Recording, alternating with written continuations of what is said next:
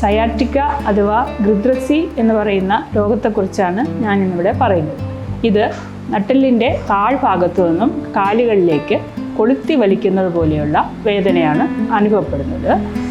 ഇതിന് കാരണം നട്ടെല്ലിൽ ഉണ്ടാകുന്ന ഡിസ്ക് ഹെർണിയേഷൻ, ഡിസ്ക് പ്രൊലാപ്സ് തുടങ്ങിയ രീതിയിൽ സയാറ്റിക് നെർവിന് വരുന്ന കംപ്രഷനാണ് കാരണം. ഈ സയാറ്റിക് നെർവ് എന്ന് പറഞ്ഞാൽ നട്ടെല്ലിൽ നിന്ന് ആരംഭിച്ച് 2 കാലുകളിലേക്കും പുറം വശത്തുകൂടി വിരലുകളിലെത്തുന്ന ഒരു നെർവാണ്.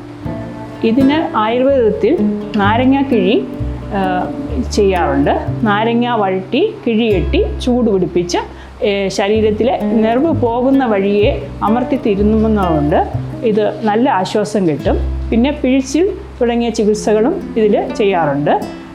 നടുവിൽ ഉഴുന്നുമാവ് കൊണ്ട് കെട്ടി വെച്ച ഇതിലേക്ക് എണ്ണ നിർത്തി കടിവസ്തി എന്ന് പറഞ്ഞൊരു ചികിത്സ ചെയ്യാറുണ്ട്.